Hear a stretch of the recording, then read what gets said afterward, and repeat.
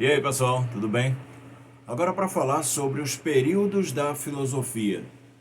A filosofia ela é tão ampla que ela acaba dividindo-se em períodos para que a gente possa ter uma melhor ideia. Assim como nós estudamos na história, né, que tem o seu período, a Idade Antiga, a Idade Média, a idade Moderna, a Idade Contemporânea.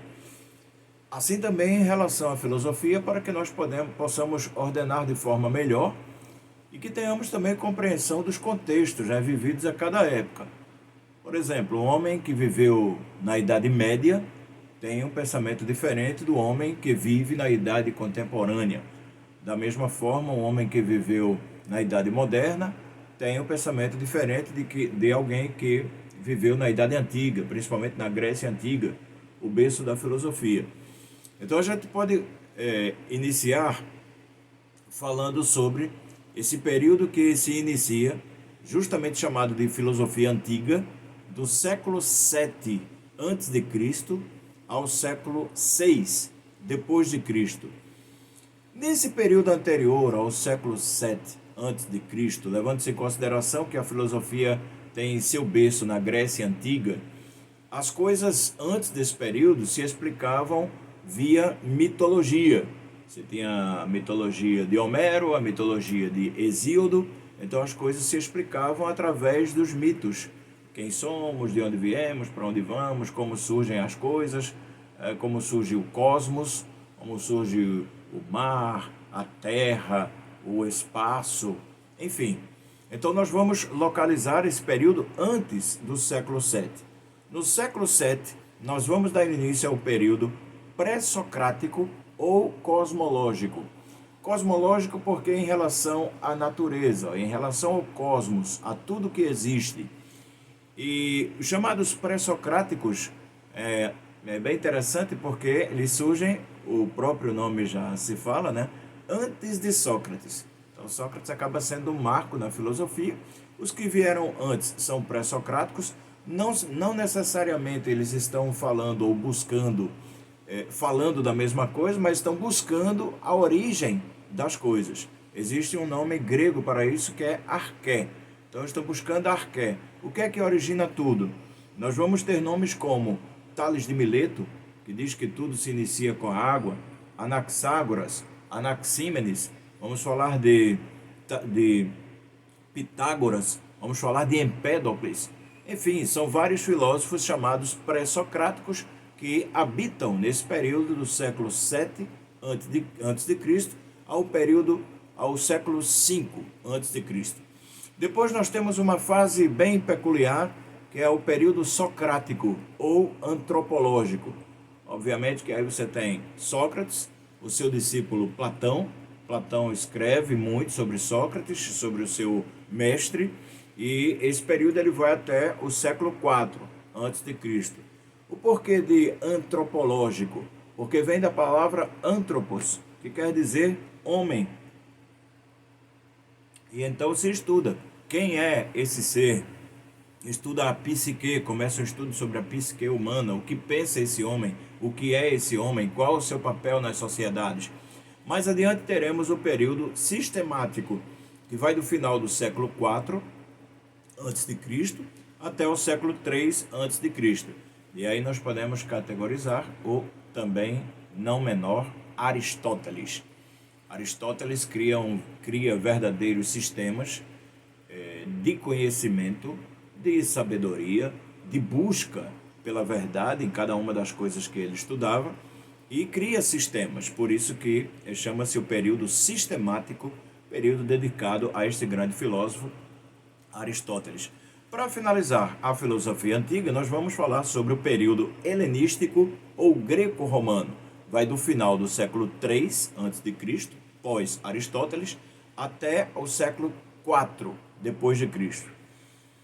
Nesse período, chamado helenístico, por quê? Porque os gregos se entendiam como Hélade, Hélade com H, quer dizer, a Grécia na língua dos gregos. Então, tudo que era da Hélade, eles classificavam como helenístico. e que acabou se espalhando por toda aquela área da Europa. Então, muitas doutrinas filosóficas vão surgir ali, como, por exemplo, o epicurismo, o estoicismo, o cinismo.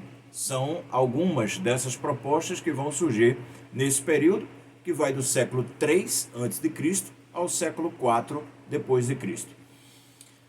Aí vem uma segunda parte, um segundo período, que é a filosofia medieval, iniciando pela filosofia patrística do século I ao século IX. Por que patrística?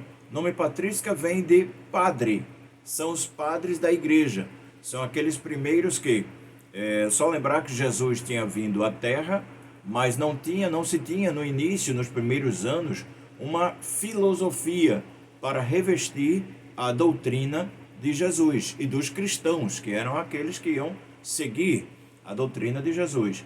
Então, os padres da igreja iniciam um movimento de trazer para a filosofia, ou trazer a filosofia para as palavras, os sentimentos, pensamentos do Cristo.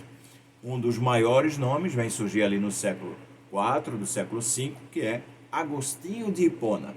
E aí nós temos na filosofia medieval outro período dedicado à escolástica, que vai do século XI ao século XVI. Aí nós vamos encontrar figuras como Tomás de Aquino, doutor da igreja, Guilherme de Ockham, Pedro Abelardo e muitos outros que vão dar continuidade, mas sempre procurando buscar a razão para a doutrina cristã. E mais adiante teremos o Renascimento, que vem dos séculos XVI, aliás, séculos XIV e XV. E aí já se inicia uma tentativa de descolar do período patrístico e escolástico. É quando há um movimento, esse movimento ele vem dos intelectuais, né, de se afastar a igreja do Estado e vai se pensando em outras formas de pensamento que não aquele pautado em Deus. Nós vamos ter nomes como Maquiavel, como Copérnico, que vão dar um impulso ao Renascimento. Galileu Galilei, por exemplo. Chegamos ao período da filosofia moderna, séculos 16 a 19. Vamos iniciar ali no século 16 e 17 com o Iluminismo. Grandes nomes vão surgir na filosofia moderna, justamente na saída ainda, né, pegando a transição ali do Renascimento para uma nova forma de se ver o mundo. Vários grandes pensadores vão surgir, por exemplo, Thomas Hobbes, que vai dissecar sobre a política da época, ou como deveria ser a política. Filósofos como John Locke, filósofos como Hume, David Hume, filósofos como Descartes, que vai estudar a questão da mente, como o homem pensa, vai chegar ao cogito ergo sum. Nós vamos ter também contato com um grande gênio da ciência, Isaac Newton, inventor da física moderna. Vamos começar também a ter contato com filosofias como o ceticismo, e aí aparece como grande nome David Hume, o criticismo de Immanuel Kant, um dos gigantes da filosofia, também nós vamos encontrar nesse período. E aí chegamos à filosofia contemporânea. Na filosofia contemporânea, esse grande leque vai se abrir de grandes propostas, diversas propostas de pensamento. O positivismo, por exemplo, de Auguste Comte. Nós vamos ter a fundação da sociologia para se estudar as sociedades. Nós teremos contato com o niilismo, o filósofo do martelo, Friedrich Nietzsche. Vamos ter contato com o materialismo histórico dialético, as ideias de Karl Marx, um pouco antes, as ideias de Hegel, e daí vem a cisão. Marx estuda Hegel, mas vai pensar diferente, se associa a um amigo chamado Engels, e eles vão lançar as ideias do materialismo histórico dialético. Nós vamos ter também nesse período o advento da fenomenologia, através de Edmund Husserl. Mais no início do século XXI, vamos ter o existencialismo, começando ali com Schiller, Kierkegaard, e partindo mais adiante para Jean-Paul Sartre. Vamos ter Heidegger também, embora Heidegger não se denomine um existencialista, foi denominado pelos outros, pelos acadêmicos, mas ele mesmo não se denomina, mas é um grande pensador também da época. Vamos travar contato com a filosofia da linguagem, vamos também dar uma passada pelo estruturalismo. Então nós temos uma ampla possibilidade de estudos na filosofia contemporânea, até chegar aos dias de hoje.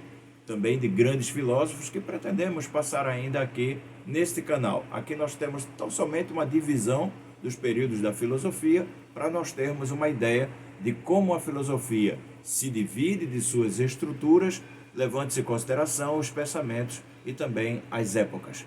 Muito obrigado pela sua presença aqui no nosso canal. Não esqueça de se inscrever, ative o sininho para receber as notificações cada vez que enviarmos um novo vídeo. Sugestões, críticas, estamos prontos a recebê-las aqui. Grande abraço a todas e a todos. Até mais.